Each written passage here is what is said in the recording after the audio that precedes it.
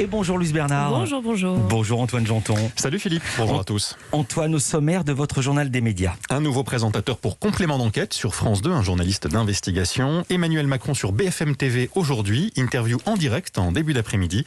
Et puis direction la Corse dans ce journal pour le nouveau numéro de Top Gear France avec 2 nouveaux animateurs. Mais d'abord, les audiences avec vous Luce Bernard. Hier, M6 a réalisé une première pour saluer les réouvertures des salles de restaurants et aussi le couvre-feu repoussé de 21h à 23h. C'était en même temps. La chaîne a acheté des pages de pub dans la presse avec cet anti-slogan. Ce soir, ne regardez pas Top Chef sur M6, même si c'est la finale. Alors, est-ce qu'M6 a été entendu ? Des pages de pub et des bandes annonces qui circulaient sur les réseaux sociaux, sur la chaîne. Non, ça n'a pas été entendu, pardon. Je me suis embrouillée. Oui, non, c'était M6... déjà une phrase interrogative. Oui, c'est donc, ça. Donc, bon, bref, je vous donne le score, ça va être plus simple. Top Chef est leader hier soir, donc les gens ont quand même regardé Top Chef, cette finale. 3 160 000 téléspectateurs, 17,8% de part d'audience. Alors c'est moins bien que la saison précédente, mais qui avait attiré presque 4 millions de téléspectateurs. En revanche, c'est mieux que la saison 10, que la 9, que la 8. La part d'audience est d'ailleurs très bonne, donc c'est qu'il y avait peut-être un peu moins de monde effectivement devant la télé ce soir-là, mais par rapport aux gens qui regardaient la télé, c'est une très bonne performance. Et puis on fera le point aussi la semaine prochaine avec les audiences consolidées, puisque M6 appelait les gens à regarder Top Chef en replay. Donc on aura un chiffre plus intéressant et plus précis, plus parlant la semaine prochaine. Voilà, on vous donnera le chiffre. Ensuite, France 2, c'était la fin de la saison 6 de la série Nina. 2 épisodes inédits qui ont attiré 3 100 000 téléspectateurs, 15,5% de part d'audience. C'est un bon final pour France 2. C'est des chiffres similaires au lancement, avec une part d'audience là aussi supérieure. Donc c'est encore une fois qu'il y avait moins de monde devant la télé, mais les gens ont regardé quand même ce final. Et puis TF1, 3e place pour Esprit criminel qui se maintient, 3 100 000 téléspectateurs. Alors c'est le même score que France 2, mais c'est parce qu'on arrondit, donc c'est un petit peu moins en réalité. TF1 est bien 3e, 15,3% de part d'audience. À noter le score catastrophique de France 3 qui proposait des débats sur les élections régionales. 606 000 téléspectateurs seulement, 2,9% de part d'audience. France 3 qui est donc derrière M6, TF1, France 2, W9, Arte, Sister. Arte qui a réalisé un très bon score avec le film Le nom des gens, 1 530 000 téléspectateurs devant ce film qui est très drôle, il faut le dire. Et Valérie Giacomello, la directrice de l'information régionale de France 3, sera avec nous dans quelques instants. Culture Média. On passe au journal des médias, Antoine Janton, avec à la une un nouveau présentateur pour Complément d'enquête. Tristan Valex, c'est lui qui présentera cette émission d'investigation de France 2 à la rentrée. L'annonce en a été faite hier, une émission que ce journaliste connaît bien et qu'il est très heureux de retrouver. C'est ce qu'il a dit à Culture Média juste après avoir appris sa nomination.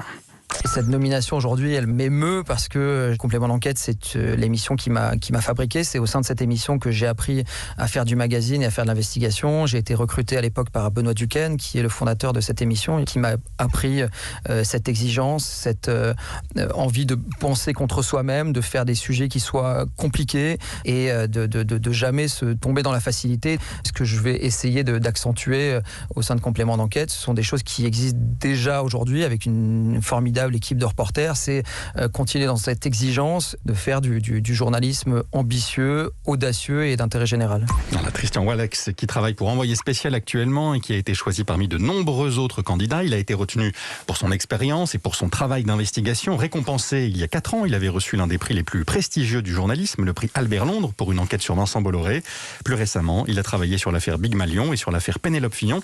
Sa nomination confirme la place importante de l'investigation sur le service public. Un bon signal selon lui. On est dans un contexte un peu particulier d'un point de vue médiatique. On est à 1 an de la présidentielle. Il y a une volonté de la part de France Télévisions d'afficher une indépendance totale, un journalisme qui peut gratter.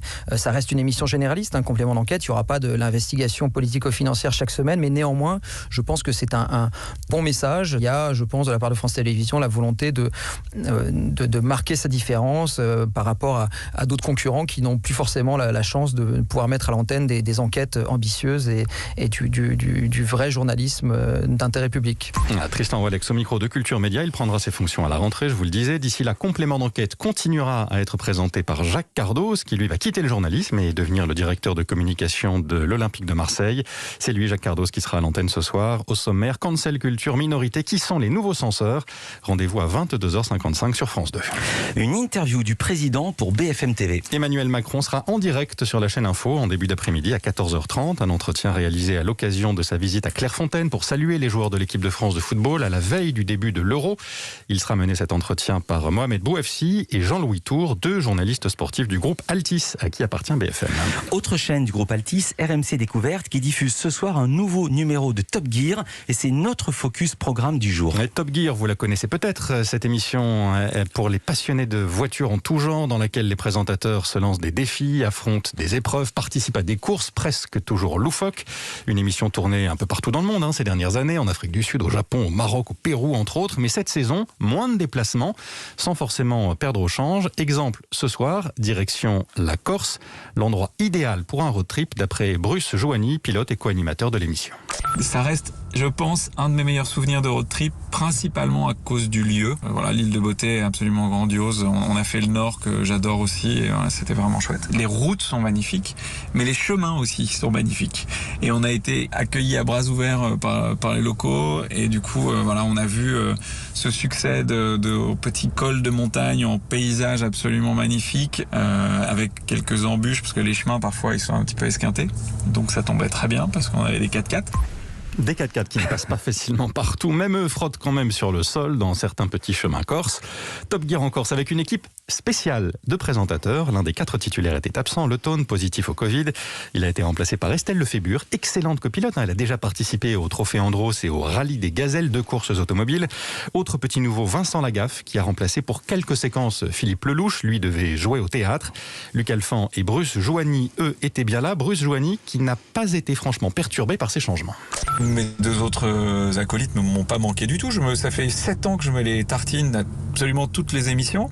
Non, je plaisante. Le trio avec Philippe et le quatuor avec Luc, ça marche très bien. Donc c'est vrai que ça faisait un petit peu bizarre d'être avec d'autres gens. Finalement, ça a bien rigolé. On n'a pas fait que manger de la charcuterie corse. On a fait des trucs vraiment sympas. On a terminé 2 nuits parfois dans des endroits vraiment reculés. Et on a vécu une vraie belle histoire humaine. C'est le propre du road trip. Et c'est ce qu'on a eu la chance de vivre de nouveau là en Corse. À voir ce soir dans Top Gear, une course bateau contre voiture, une épreuve chronométrée dans une sablière et le test de SUV dans les chemins les plus escarpés de l'île, loufoque je vous avais dit. Ouais. Top Gear France en Corse, c'est donc à 21h05 sur RMC Découverte. En crise, 20 minutes change et réduit sa diffusion. Le journal gratuit ne sera plus distribué que 3 jours par semaine au lieu de 4 jusqu'à présent. Il sera disponible le lundi, le mercredi et le vendredi. Une décision qui est la conséquence directe de la crise sanitaire. Elle a fait chuter le chiffre d'affaires du journal, moins 38% l'an dernier. Pour tenter de remonter la pente et au-delà de cette diffusion réduite, 20 minutes lance aussi une nouvelle formule, nouvelle identité graphique en particulier. Et le journal mise encore plus sur le numérique avec un nouveau site qui doit arriver l'an prochain. Toutes ces infos, vous pouvez les retrouver avec d'autres sur notre site europe1.fr. C'est gratuit, il suffit de s'inscrire. Merci beaucoup Antoine Janton. Merci beaucoup Louise Bernard. On vous retrouve demain pour un nouveau journal des médias. À demain. Dans un instant.